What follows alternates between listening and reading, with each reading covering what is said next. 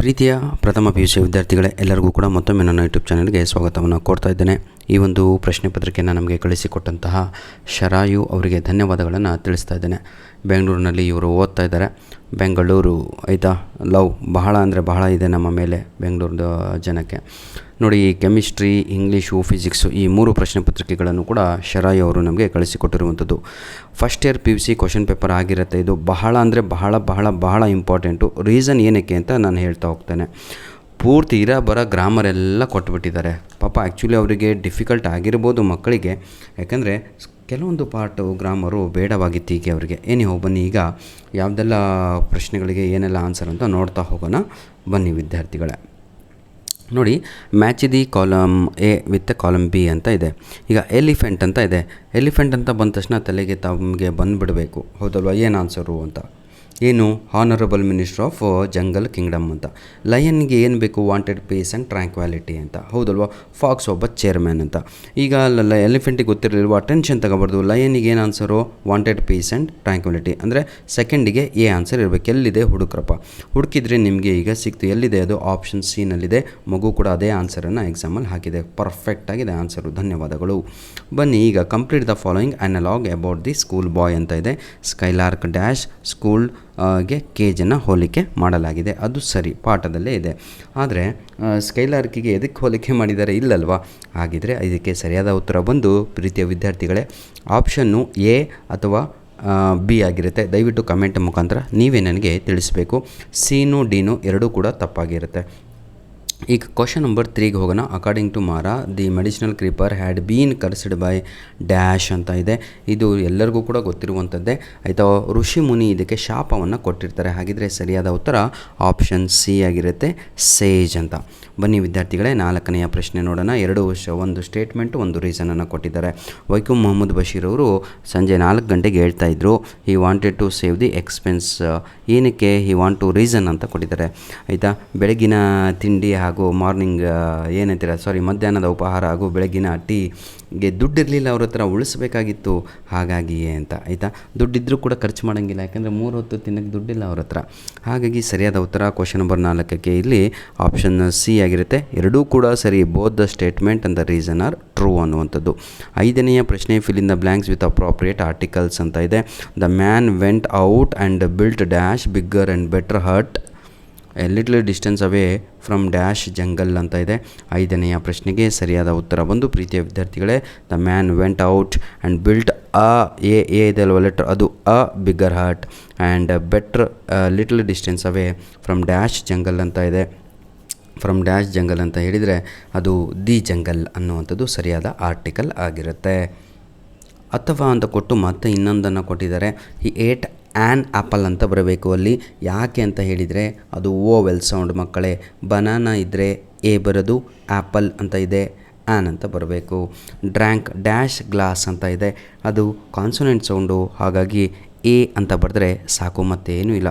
ಸರಿಯಾದ ಉತ್ತರ ಎ ಹಾಗೂ ಆ್ಯನ್. ಬನ್ನಿ, ಈಗ ಇನ್ನೊಂದು ಆರ್ಟಿಕಲ್ ಪ್ರಿಪೋಸಿಷನ್ಸನ್ನು ಯೂಸ್ ಮಾಡ್ರಪ್ಪ ಅಂತ ಕೊಟ್ಬಿಟ್ಟಿದ್ದಾರೆ. ಬನ್ನಿ, the republic day was celebrated dash 26th January. ಅವತ್ತಿನ ದಿನ ಆನ್ ಅಂತ ಹೇಳಬೇಕು ಆಯಿತಾ. ನೆಕ್ಸ್ಟು ಏನಿದು completion of flag hoisting and national anthem dash 8 AM. ಸಮಯ ಬಂದಾಗ ಅಟ್ ಅಂತ ಯೂಸ್ ಮಾಡಿ, ನೆನ್ಪಿಟ್ಕೊಳ್ಳಿ. ಇಯರ್ ಬಂದರೆ ಆನ್ ಬರಿಬೇಕು, ಸಮಯ ಬಂದಾಗ ಎಟ್ ಬರಿಬೇಕು. ಕ್ಲಿಯರ್? ಫಂಕ್ಷನ್ ವಾಸ್ ಹೆಲ್ಡ್ ಅಲ್ಲಿ ಅನ್ನಲಿಕ್ಕೆ ಇನ್ ಅಂತ ಬಳಸ್ತೀವಿ ಆಯಿತಾ. ಇನ್ ದಿ ಕಾಲೇಜ್ ಅಂತ. ಮುಗೀತು ವಿದ್ಯಾರ್ಥಿಗಳೇ. ಈಗ ಪಾರ್ಟ್ ಬಿ ನೋಡೋಣ. ಕ್ವಶನ್ ಆನ್ಸರ್ಸು ಇಂಪಾರ್ಟೆಂಟ್ ಕೊಟ್ಟಿದ್ರು ಅಥವಾ ಸುಮ್ಮನೆ ಹೋಗ್ದಿದ್ರು ಇವರಿಗೆ ಅಂತ. Who was the king of the jungle? ಯಾರು ಹೇಳಿ ನೋಡೋಣ. ಫಸ್ಟ್ ಇದರಲ್ಲೇ ಇದೆ ಲಯನ್ ಅಂತ. ಇಷ್ಟೇ sir. Lion was the king of the jungle. Very easy paper ರೀ ಆಯಿತಾ. ನಮ್ಮ ಶರಾಯ್ ಅವರಿಗೆ ಧನ್ಯವಾದಗಳು. ಬೆಂಗಳೂರಿನಲ್ಲಿ ಇಂಥ ಈಸಿ ಪೇಪರ್ ರೆಡಿ ಮಾಡಿದ್ದಾರೆ ಅಂದರೆ ಗ್ರೇಟೆ. What did he command his ministers ಅಂತ ಇದೆ. What did he commanded? To set a commission of enquiry. ಅಷ್ಟೇ ಸರ್. ನೆಕ್ಸ್ಟು ನೋಡಿ, question number 8, name any 2 reason that are mentioned in the poem the school boy ಅಂತ ಇದೆ. Seasons ಅಂತ ಇದೆ. ಒಂದು summer season ಬರೀರಿ, ಇನ್ನೊಂದು ವಿಂಟರ್ ಸೀಸನ್ ಅಂತ ಬರೆದ್ರೆ ಮುಗೀತು ಆಯಿತಾ ವಿದ್ಯಾರ್ಥಿಗಳೇ. Next question number 9, who had got balls all over his body Krishna Krishna ಆಯಿತಾ. And who had treated him ಅಂತ ಇದೆ. ಯಾರು? ಮಲಯಾಳಿ ಸಾಧು ಅಂತ. ಎಷ್ಟು ಈಸಿ ಪೇಪರ್ ರೀ ಮೆಚ್ಬೇಕು ಕಣ್ರಿ ನಿಮಗೆ. ಟೀಚರ್ಸಿಗೆ ಸಲ್ಯೂಟ್ ಒಂದು ಆಯಿತಾ. Mention any two of the daily occurrences in the big city occurring to the narrator ಅಂತ ಇದೆ. ಒಂದು ಪಿಕ್ ಪಾಕೆಟಿಂಗ್, ಒಂದು ರಾಬ್ರಿ ಅಂತ ಬರೆದ್ರೆ ಮುಗದೇ ಹೋಯ್ತು. ಓರೋ ಮನುಷ್ಯಂ ಪಾಠ ಕಣ್ರಿ.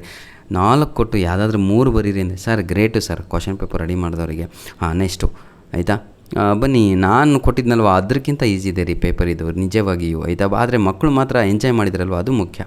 ಚಿಲ್ಡ್ರನ್ ಎಂಜಾಯ್ಮೆಂಟ್ ಇಲ್ಲದಂತಹ ಶಿಕ್ಷಣದಲ್ವ ವರ್ಸ್ಟ್ ಅದು. ಬನ್ನಿ, how did the elephant justify his act of occupying. ಮಕ್ಕಳೇ, ನಾನು ಇದೇ ಕ್ವಶನ್ ಅಪ್ಲೋಡ್ ಮಾಡಿ ವಿತ್ ಆನ್ಸರ್ ಅಪ್ಲೋಡ್ ಮಾಡಿ ಕೊಟ್ಟಿದ್ದೆ ಕಣ್ರೋ. ಬರ್ದಿದ್ದೀರಾ ಅಂದ್ಕೊಂಡಿದ್ದೀನಿ. Describe the experience of the boy in the school with reference. ನಾನು ಹೇಳಿದ್ದೆ ನಿಮಗೆ ಸ್ಕೂಲ್ ಬಾಯ್ ಸಮ್ಮರಿ ಅಪ್ಲೋಡ್ ಮಾಡಿದ್ದೀನಿ ಕಣ್ರಲ್ಲೇ, ಅದನ್ನೇ ಓದ್ಕೊಂಬಿಡ್ರಿ ಅಂತ. ಈ ವಿಡಿಯೋದ ಡಿಸ್ಕ್ರಿಪ್ಷನ್ ಬಾಕ್ಸಲ್ಲಿ ಇನ್ನೂ ಯಾರಿಗೆ ಇಂಗ್ಲೀಷ್ ಎಕ್ಸಾಮ್ ಆಗಿಲ್ವೋ ನಿಮಗೆ ಯೂನಿಟ್ ಟೆಸ್ಟಿಗೆ ಅವನಿಗೆ ಏನಿದೆಯೋ ಇಂಗ್ಲೀಷು ಅದರ ಲಿಂಕು ಜೊತೆಗೆ ಗ್ರಾಮರಿನ ಲಿಂಕ್ ಕೊಟ್ಟಿರ್ತೇನೆ. ಯೂನಿಟ್ ಟೆಸ್ಟ್ 1ರಲ್ಲಿ ಔಟ್ ಆಫ್ ಅಂಕಗಳನ್ನು ತೆಗೆದುಕೊಳ್ಬೋದು ನೀವು. Next, what was the story behind ಮಾರಾ ಲಾಸ್ ಇಸ್ ಸ್ಟ್ರೀಟ್ ಅಂತ ಇದೆ. 100% ಇದು ಕ್ವಶನ್ ಬರುತ್ತೆ ಅಂದಿದ್ದೆ. ಎಲ್ಲ ಕಡೆನೂ ಈ ಕ್ವಶನ್ ಕೊಟ್ಟಿದ್ದಾರೆ. ಇದು ಹಾಗೂ ಯಾವುದು ಲುಂಗಿ ಸ್ಟೋರಿ ಅದ. Next, what happens in the restaurant that leads in the critical moment in the story Oru Manushyan ಅಂತ ಇದೆ. ಏನೂ ಇಲ್ಲ, ಎಂಬರಾಸ್ಮೆಂಟ್ ಬಗ್ಗೆ ಬರಿತಾ ಹೋಗಬೇಕು ಅಷ್ಟೇ ಸರ್, ಏನೂ ಇಲ್ಲ, ಭಾಳ ಟೆನ್ಷನ್ ಇಲ್ಲೇನೇಕ. Explain briefly the trial and the judgement of the case between the man and the ಇದಂತ ಇದೆ. ಭಾಳ ಈಸಿಯಾಗಿ ಬರಿತಾ ಹೋಗೋದು. ಇಲ್ಲಿ ಸುಳ್ಳು ಕಥೆಯಿಂದ ಸ್ಟಾರ್ಟ್ ಮಾಡಬೇಕು. ತಗೊಳ್ಳು ಚಿತ್ರ ಇದೆ ಅಲ್ವಾ ನಿಮಗೆ, ಎಲ್ಲರೂ ಕಮಿಷನ್ ಆಫ್ ಎನ್ಕ್ವೈರಿ ಕೂತ್ಕೊಂಡಿರೋದು ಟೆಕ್ಸ್ಟ್ ಬುಕ್ಕಲ್ಲಿ, ಅಲ್ಲಿಂದ ಪೂರ್ತಿ ಲಾಸ್ಟ್ವರೆಗೂ ಬರೆಯುವಂಥ ಕಥೆ ಆಗಿರುತ್ತೆ. ಇಲ್ಲಿ ನೋಡಿ, what was the reaction of the owner of the restaurant when the narrator was not able to pay the bill ಅಂತ ಇದೆ. ಏನೂ ಇಲ್ಲ ಆಯಿತಾ.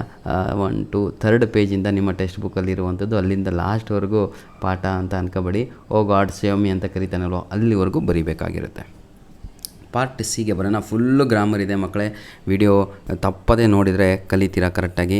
ಬನ್ನಿ, ಈಗ ಹೇಗೆ ಬರೆಯೋದು ಅಂತ ತೋರಿಸ್ಕೊಡ್ತೇನೆ ನೋಡಿ. Neither the teacher not the students ಅಂತ ಇದೆ. Dash aware of the schedule ಅಂತ ಇದೆ. Neither the teacher not the students var ಅನ್ನುವಂಥದ್ದು ಸರಿ, ಯಾಕೆಂದರೆ ಇದು ಬಹುವಚನ, ಹಾಗಾಗಿ ಸಬ್ಜೆಕ್ಟ್ ವರ್ಬ್ ಅಗ್ರಿಮೆಂಟ್ ಆಗಿರುತ್ತೆ. ಇದು ವರ್ ಅನ್ನುವಂಥದ್ದು ಸರಿ ಆಯಿತಾ. Aware of the schedule change. Every one ಅಂದರೆ ಒಬ್ಬ, ಹಾಗಿದ್ರೆ ವಾಸ್ ಅಂತ ಬರೀಬೇಕು second answer. Some of the students ನೋಡಿ, ಸ್ಟೂಡೆಂಟ್ಸ್ ಅಂದರೆ ಬಹುವಚನ, ಹ್ಯಾವ್ ಅಂತ ಬರೀಬೇಕು ಆಯಿತಾ. ನೆಕ್ಸ್ಟು ಏನಿದೆ, already made plans for the day. The principal dash ಅಂತ ಇದೆ. ಈಸ್ ಅಂತ ಬರೀಬೇಕು, ಸಿಂಗುಲರ್ ಅಲ್ವಾ ಪ್ರಿನ್ಸಿಪಲ್, ಹಾಗಾಗಿ is working to ensure everything goes smoothly ಅಂತ ಆಯಿತಾ ಮಕ್ಕಳೇ. ಈಗ ಅದಕ್ಕೆ ಅದು ಬರಲ್ಲ ಅಂದರೆ ಇನ್ನೊಂದು ಬರೀರಿ ಅಂತ ಕೊಟ್ಟಿದ್ದಾರೆ. ಈ ರೀತಿಯಾಗಿ ಯಾರು ಪೇಪರ್ ರೆಡಿ ಮಾಡಲ್ಲ, ಭಾಳ ಪಾಪ ಟೈಮ್ ತಗೊಂಡು ರೆಡಿ ಮಾಡಿದ್ದಾರೆ ನಿಮ್ಮ ಪೇಪರು. ಬನ್ನಿ, Maya dash in a small village ಅಂತ ಇದೆ. ಮಾಯಾ ಲಿವ್ಸ್ ಅಂತ ಬರೀಬೇಕು, LIVES ಅಂತ ಆಯಿತಾ. Next, she dash a beautiful garden ಅಂತ ಇದೆ. Owns OWNS. ಯಾಕೆ ಸರ್ ಹಿಂಗೆ ಬರೆದ್ರಿ ಅಂತ ಈಗ ಯಾರಿಗಾದರೂ ಡೌಟ್ ಇದ್ದರೆ ನೋಡ್ರೋ, ಇದು ಪೂರ್ತಿ ಓದಿದಾಗ ನಿಮ್ಗೆ ಏನು ಗೊತ್ತಾಗತ್ತೆ ಅಂತ ಹೇಳಿದರೆ ಪ್ರೆಸೆಂಟ್ ಟೆನ್ಸಲ್ಲಿ ಬರೆಯುವಂಥ ಸೆಂಟೆನ್ಸ್ ಆಗಿರುತ್ತೆ. ಹಾಗಾಗಿ ಎಲ್ಲ ಕಡೆಯೂ ನಾವು ಸಿಂಪಲ್ ಪ್ರೆಸೆಂಟ್ ಆನ್ಸರ್ಸನ್ನು ಬರಿತಾ ಇದ್ದೀವಿ. For example, first answer leaves LIVES ಅಂತ ಬರಿತೀನಿ. ಸೆಕೆಂಡ್ ಆನ್ಸರ್ OWNS ಅಂತ ಬರಿತೀನಿ. ಥರ್ಡ್ ಆನ್ಸರ್ ವಿಸಿಟ್ಸ್ ಅಂತ ಬರೆದರೆ 0 ಮಾರ್ಕ್ಸ್ ಹಾಕ್ತಾರೆ, ಯಾಕಂದರೆ ಅದು ಬಹುವಚನ ಇದೆ. ನೈಬರ್ಸ್ ಅಂತ ಇದೆ, ಹಾಗಾಗಿ ವಿಸಿಟಿಗೆ ವಿಸಿಟ್ ಅಂತಲೇ ಬರಿಬೇಕು. ನೆಕ್ಸ್ಟ್ 4ನೇ ಡ್ಯಾಶಿಗೆ ಸ್ಪೆಂಡ್ಸ್ ಅಂತ ಬರೀಬೇಕು, SPENDS ಅಂತ ಆಯಿತಾ. ಬನ್ನಿ ವಿದ್ಯಾರ್ಥಿಗಳೇ, ಪಾರ್ಟ್ ಡಿ ನೋಡೋಣ. ರಿಯರೈಸ್ ದ ಫಾಲೋಯಿಂಗ್ ಇತ್ತು, ಭಾಳ ಈಸಿ. ಡೈರೆಕ್ಟಾಗಿ ಆನ್ಸರ್ ಹೇಳ್ಬಿಡ್ತೀನಿ.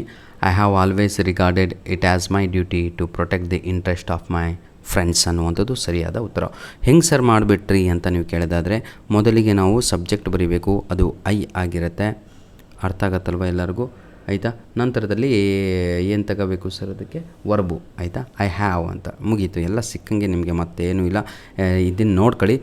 ಕರೆಕ್ಟ್ ದಿ ಫಾಲೋಯಿಂಗ್ ಸೆಂಟೆನ್ಸಸ್ಸನ್ನು ಮಾಡಿಕೊಡ್ತೇನೆ ನೋಡಿ. ಈಗ physics are an interesting subject ಅಂತ ಇದೆ ನೋಡ್ರೋ. ಫಿಸಿಕ್ಸ್ ಅಂದರೆ ಅದು ಒಂದು ಅಂತ ಆಯಿತಾ. ಹಾಗಾಗಿ ಫಿಸಿಕ್ಸ್ ಈಸ್ ಅಂತ ಆಗಬೇಕು ಅಷ್ಟೇ ಆಯಿತಾ. ಆರ್ ಅಂತ ಡಿಲೀಟ್ ಆಗಬೇಕು. Next, animals are our most best friends. Most best ಎರಡೂ ಕೂಡ ಸೇರಿ ಬರಲ್ಲ ಕಣ್ರಪ್ಪ, ಅದು ತಪ್ಪಾದದ್ದು. ಹಾಗಾಗಿ animals are our best friends ಅಂತ ಬರೀಬೇಕು. ಮೋಸ್ಟ್ ಇಲ್ಲ ಆಯಿತಾ. Good, better, best, the best ಅದು animals are our best friends ಅನ್ನುವಂಥದ್ದೇ ಸರಿಯಾದ ಉತ್ತರ. Next, I did not went to college yesterday ಅಂತ ಇದೆ.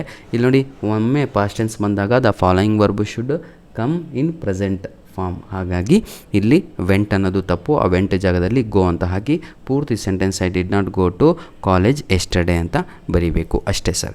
ಈಗ ಪಾರ್ಟ್ ಇನಲ್ಲಿ ನೋಡೋಣ. ನನಗೆ ಚೆನ್ನಾಗಿ ಗೊತ್ತು ವಿದ್ಯಾರ್ಥಿಗಳು ಬೋರಿಂಗ್ ಹೊಡಿತಾ ಇರುತ್ತೆ, ಹೋಗ್ತಾರೆ. ತಮ್ಮ ಇಷ್ಟು ನಿಮ್ಮ ಬರೀ ಆನ್ಸರ್ ಬೇಕಿದ್ದರೆ ನಾನು ಯೂಟ್ಯೂಬ್ ಚಾನಲಲ್ಲಿ ಇರಲೇಬೇಡಿ. ಬರೀ ಆನ್ಸರ್ ಯಾವನೋ ನಿಮ್ಮ ಕ್ಲಾಸಲ್ಲೇ ಬರ್ಕೊಡ್ತಾನೆ ರ್ಯಾಂಕ್ ಸ್ಟೂಡೆಂಟು. ಎಕ್ಸ್ಪ್ಲನೇಷನ್ ಎಲ್ಲೂ ಸಿಗಲ್ಲ ಕಣ್ರೋ, ಅರ್ಥ ಮಾಡ್ಕೊಳ್ಳಿ.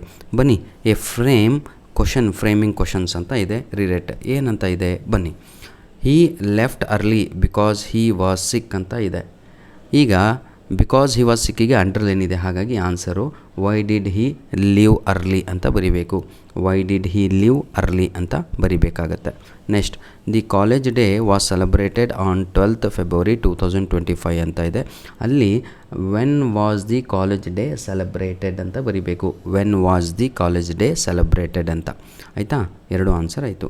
ಈಗ ಇಲ್ಲಿ ಡೂ ಫಾರಮನ್ನು ಮಾಡಿ ಅಂತ ಕೊಟ್ಟಿದ್ದಾರೆ 2 ಮಾರ್ಕ್ಸಿಗೆ. ಭಾಳ ಈಸಿ ಇತ್ತು ಕಂಡ್ರೋ. They visited Paris last year ಅಂತ ಇದೆ. ಭಾಳ easy. Did they visit Paris last year ಅಂತ ಬರಿಬೇಕು ಅಷ್ಟೇ. I repeat, did they visit Paris last year.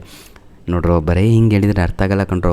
ಇದೇ ವಿಡಿಯೋದ ಡಿಸ್ಕ್ರಿಪ್ಷನ್ ಬಾಕ್ಸಲ್ಲಿ ಏನಿದು ಡೂ ಫಾರಮ್ ಕ್ವಶನ್ಸನ್ನು ರೆಡಿ ಮಾಡೋದು ಹೇಳ್ಕೊಟ್ಟಿದ್ದೀನಿ. ಅದರ ಲಿಂಕನ್ನು ಕೊಟ್ಟಿರ್ತೇನೆ, ಯಾಕಂದರೆ ವಿಡಿಯೋ ಹುಡುಕೋಕ್ಕಾಗಲ್ಲ ನೀವು.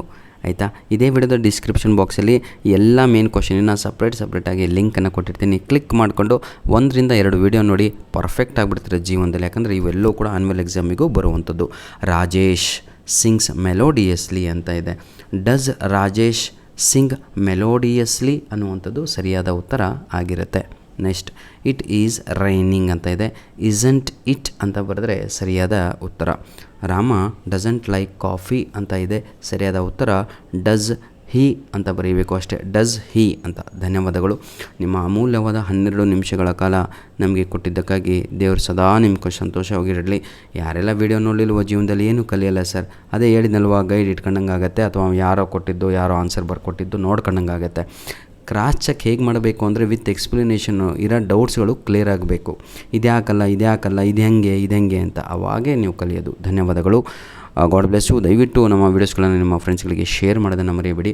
ಒಂದು ಲೈಕ್ ಬಟನ್ನು ಹಾಗೂ ಕಮೆಂಟಲ್ಲಿ ಹೈಪ್ ಅಂತ ಆಪ್ಷನ್ ಬರ್ತಾಯಿದೆ, ಪಾಯಿಂಟ್ಸನ್ನು ನಮಗೆ ಕ್ರೆಡಿಟ್ ಮಾಡಿ ಅಂತ ಹೇಳ್ತಾ ವಿಡಿಯೋನ ಇಲ್ಲಿಗೆ ಮುಗಿಸ್ತಾ ಇದ್ದೇನೆ. ಧನ್ಯವಾದಗಳು.